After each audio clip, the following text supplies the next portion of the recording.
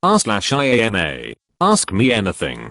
We are leading hair loss experts Dr. Stephen Shapiro MD and Dr. Michael Borenstein MD Ph.D. with a combined 60 years in virtually all areas of hair loss treatment and research. Ask us anything. Tune in for a bonus in the end from r/TressLess. How's the future looking in terms of a cure for male pattern baldness? Reversing, not just preventing? I think the ultimate goal of treating male pattern hair loss is to stop the loss, so the person can retain their own hair. We will see that in a lifetime, most likely through stem cell or gene therapy. I think that improvement in current DHT blockers will occur. Stem cells and exosome technology will become more specific for hair loss. Cloning of hair will become FDA approved in 2 to 3 years as well.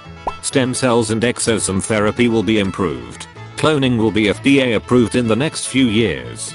DHT blockers will be used in combination with other products. Much research is being done to work on more effective treatments for male pattern hair loss. The currently available treatments in many situations can be very helpful. Each person's situation is unique and needs to be addressed specifically based on their physiology. Sounds like you're selling your research or a product, not genuinely answering questions. He's done a great job of answering around the questions instead of taking it on directly with a comprehensive answer. Sure, he's right in what he's saying about everyone being unique, but he's not doing much to answer the original question. If the richest man in the world is bald, we are not close yet. What about Elon Musk? Or even Joel McHale? Musk got hair transplants, which is different than plugs. Transplants nowadays can be pretty damn effective, if you can afford a good one. Lots of celebs have had them. Steve Carell, Matthew McConaughey, look at their before pictures, they definitely had transplants. McHale either got transplant or he's wearing a system elaborate hairpiece. I've read that hair cloning is the next technology. Basically, you can only get a transplant if you have enough hair in the back of your head. Cloning will let you have unlimited donor hair, but it'll be really expensive. Plus you can keep balding after the transplant, requiring another transplant for maintenance. And it leaves scars. And it's a painful procedure, but it's pretty much the only cure on the horizon, besides Rogaine and Propecia, and there's plenty of case studies to see how effective those are. There's no pill or procedure in the works that'll reverse it, or stop it entirely. Cloning makes sense as the person will only have new hairs placed, without the need for the painful donor areas. New hairs placed typically do not cause pain. There will be an unlimited supply, but there will be costs for cloning and storage, not to mention placement of the new hairs. I'm a hairstylist, and one of the most common things I see in my female clients is loss of density around the hairline and temples. I have assumed this is due to hormones, but I've never really understood why. Could you explain why this is so common in women? And can it be prevented? Women tend to preserve their front hairline and thin on top of the head in female pattern hair loss. If you see loss of the front hairline, then some other cause may be occurring beside the Ludwig phases of female pattern hair loss. Most often, it can be attraction alopecia or hair loss, caused by many previous years of pulling hair into a tight style which weakens hair. The weakened hairs would be the first to fall out. There's also telogen effluvium, which is what happened to me when I lost a lot of weight rather quickly. The rapid weight loss, especially through a restriction of calories, can signal the body to go into like survival mode. It focuses the nutrients it gets on things other than hair. When you stop losing weight, it grows back. In my case, I lost hair at the temples and through the center top of my head, so my part always looked huge, especially at the front. I took biotin, and once I hit more of a maintenance/plateau period, new hairs were visible within 3 months. Telogen effluvium reaction alopecia can also be caused by other stresses on the body. It's literally a reaction to something, usually emotional or physical stress, and some medications or illnesses. Source: I'm a hairdresser specializing in thinning issues. Female pattern alopecia is the medical name for common type hair loss in women. Some studies have shown that 40% of women have some hair loss by the age of 50 and fewer than 45% of women reach 80 years old with a full head of hair. It is common that hair loss of this type in women starts at the hairline and thins in the center as time passes. Genetics play a significant role in women's hair loss, but there is no specific test at this time to show if a woman will have this type of hair loss, or how it will progress if it happens. Circulating hormone levels have not been shown to have an obvious connection to female pattern alopecia. Most women with female pattern alopecia have been shown to have normal hormone levels, so it is still unclear as to the true pathway for women's hair loss, but it is definitely specific to women. Healthy balanced diet, exercise, lowering stress levels are the basics for prevention. Over-the-counter shampoos with naturally occurring anti-hair loss ingredients and minoxidil are beneficial for women with hair loss. However, the oral treatments, finasteride and dutasteride, are not to be used in pregnancy-capable women, and have not been shown to be effective for women with pattern hair loss.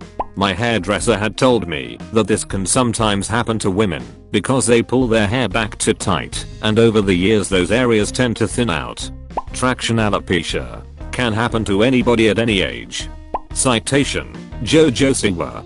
Wow, I googled her, and I knew it could happen to older women, but not someone under the age of 18. It's the tightness and consistency that does it. You can regrow and improve the health of problem areas if you address the cause of it. She's the most extreme example, and even though people in her life have exposed her to the dangers of tight pulls, she refuses to change her hairstyle. Is minoxidil actually working? If so, is it true that it cannot be used for hours before and after the hair was washed? Also, is washing hair daily damaging them in the long run? Minoxidil is thought to increase blood supply to hairs, bringing much needed nutrients to maintain hair, and in some cases grow hair. It takes a few hours to be absorbed. That is why waiting 4 to 6 hours after applications is of benefit to allow complete absorption. Daily or every other day hair washing is of benefit to keep hair clean and remove the normal cycle of telogen, or resting, hairs. If you wash less often than daily, you will still lose the same amount of hairs. Normal is 150 hairs per day, so you can add the days together to realize the catch-up hair loss will end up being the same. This means if you wash every third day, then expect to lose 450 hairs in a normal hair loss cycle. I'm glad to find someone asking about minoxidil. 4 hours can be inconvenient. I understand that it is only approved for use on the scalp. However, is there any reason to believe it is ineffective when used on other areas, eyebrows, facial hair? I used it on my facial hair because I couldn't grow a beard to save my life. I applied it 2 times a day for a few months, maybe 6 months, and I had great results. I now have a relatively good beard. Cool to hear that it worked for you. I did it twice a day for close to a year with no noticeable results. To add to the minoxidil comment, which is more effective to use, foam or liquid? I would also like to know if it is possible to maintain hair growth, but reducing application to once a day. Thank you. Liquid is slightly more effective than foam. Absorption is better. I use foam in the AM because it dries faster and doesn't make my hair greasy, and liquid in the PM 2 to 4 hours before bed. The foam is far more dynamic and easy to use. Also, depending on your balding, once a day would likely suffice. I've had wonderful results using just once per day. I'm going to try whatever this is. This thread is great. Is biotin a fad or worth it? I used to do supplements and currently use a shampoo. I'd consider my intentions more proactive than reactive, so any course correcting info would be appreciated. 29y/om here. For many years, biotin has been considered beneficial for hair growth. Many people were taking biotin as a supplement with the hope that it would help the hair grow more effectively. More recent studies have demonstrated that the best way to get biotin is through dietary sources, that is, eating it in food, as opposed to a supplement.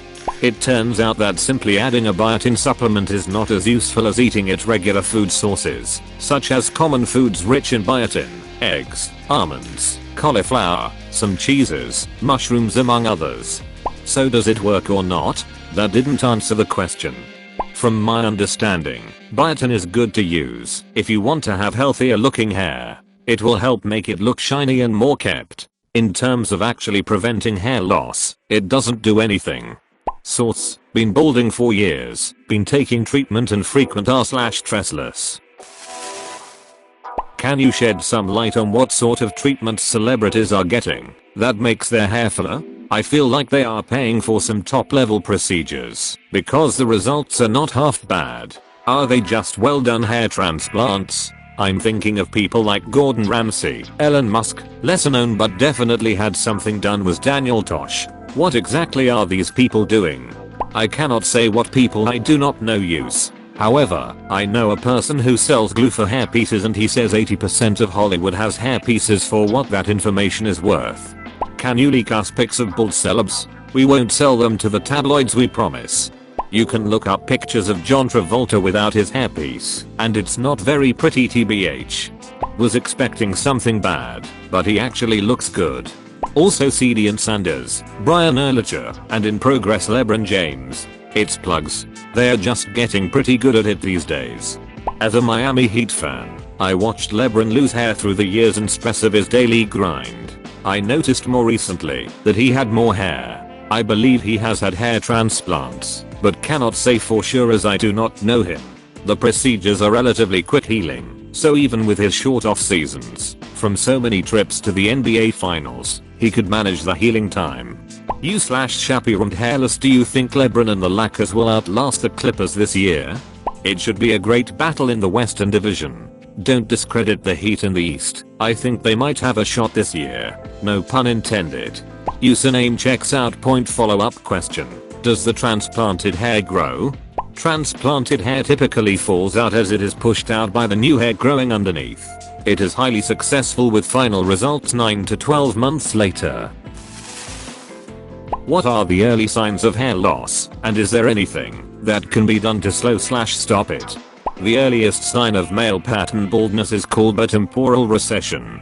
This means that the top corner of the forehead on each side has the hair pull back and fade away. As time passes, this hair loss continues to move back, and the hair starts thinning on the crown, top of the back, of the scalp. The best way to help slow/stop it is 1. Healthy diet. 2. Exercise consistently. 3. Attempt to lower your stress level. 4. Start with over-the-counter shampoo/conditioner/leave-in products that are supportive of fighting the DHT, dehydratous testosterone, effects on the hair. There are great choices to help, especially early on. The sooner you start fighting hair loss, the more likely it is that you will be able to help stop and even improve your hairline. 5. If these choices don't help, then make an appointment with a board-certified dermatologist who can further evaluate the situation and make formal recommendations for you. What are your recommendations for #4? I'm not sure which shampoo to start with. Personal recommendation: I use Nizoral, which is a prescription strength dandruff shampoo. My hair loss has gone mercifully slow for the past 5 or so years that I've been using it. Works great for dandruff too, which is an added benefit. You can get it on Amazon. Editors: I'm getting asked the same question a lot. I wash my hair with it every other day, and it's the only shampoo that I use. It's a good shampoo in general and works just as well as any normal shampoo I've used. Consult a dermatologist. You can get Propecia for $12 a month generic/Goodrx. Start taking it before it starts to fall out. It always astounds me why this isn't spoken about more. Once men reach adulthood, their bodies switch from producing mostly testosterone to mostly dehydrotestosterone, DHT. For some reason, some people have hair follicles on the top of their head that are super sensitive to DHT. So once they start making mainly DHT, the hairs on their head start to die and fall out. This is permanent destruction of the hair follicle. Coincidentally, Merck, a drug company, was making a drug for prostate cancer called Prosca. What they realized was Prosca was blocking the mechanism responsible for converting testosterone into DHT, enzyme reaction. Once they realized this, they rebranded it as Propecia, a male pattern baldness medicine. What most people unfortunately fail to realize is that Propecia is a preventative medicine. It will only stop future hair loss. It won't regrow your hair. You need to take it at the very first sign of hair loss. Once you've begun taking it though, you're in the clear.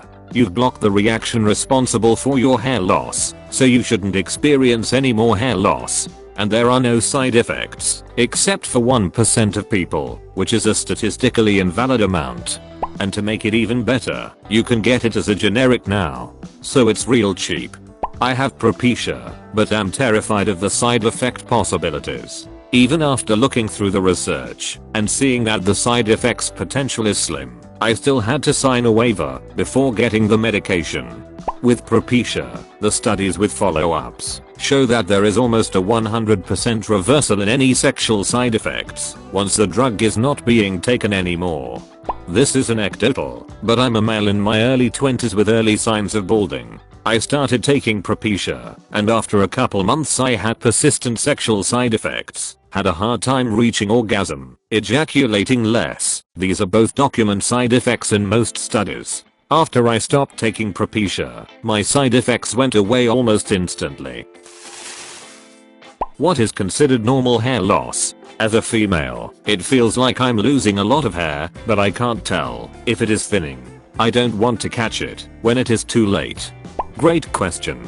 It is normal to lose approximately 100 hairs per day. This is an average, as some people will lose more and others less for their typical average. Therefore, you should expect to see some hair on the brush/comb/shower drain as you manage your hair on a daily basis. In addition, the length of the hair lost can make it seem like more or less hair that is falling out. If your hair is long, then one hair coming out will seem like a lot more than someone with very short hair. This is a common sense idea, but many of my patients have felt better after talking about this point because they just see these long hairs rolled up and it seems like such a large amount. As long as you do not see any bald spots and you feel that your hair is growing, then you should not worry too much about seeing some hair come out when you brush or shower, as this is normal. If that changes, or you have bald spots, or are concerned about your hair growth, then you should make an appointment to see a board certified dermatologist for further evaluation. What are some options for women with thinning hair? I'm only in my 20s and already notice my hair thinning out. Use gentle shampoos and conditioners, like DHS or free and clear shampoo. Limit blow drying and teasing of the hair. Coloring can weaken hair in some patients. Make sure your sleep habits and diet are healthy. Have annual routine blood tests to check hormones and look for anemia. Bonus. From r/TressLess. Best hair loss treatments ranked. A complete guide. 1. Dutasteride 0.5 mg daily. It's reasonable to assume that up to 98% of Caucasian males will halt their hair loss on this medication. 2. Finasteride 1 mg daily. It's reasonable to assume that from studies about 85-90% of men will halt their hair loss. 3. Minoxidil 5% 2x daily. This is the best growth mechanism we have. 4. Dermaral has more convincing anecdotal and scientific proof than other modalities like LLLT and ketoconazole. Works well with the above. 5. LLLT has shown some slight improvements in studies. Not worth it for the vast majority of people, especially if taking the above. 6. Ketoconazole, a shampoo with 2% keto used once or twice weekly will fight inflammation and lead to a healthier scalp.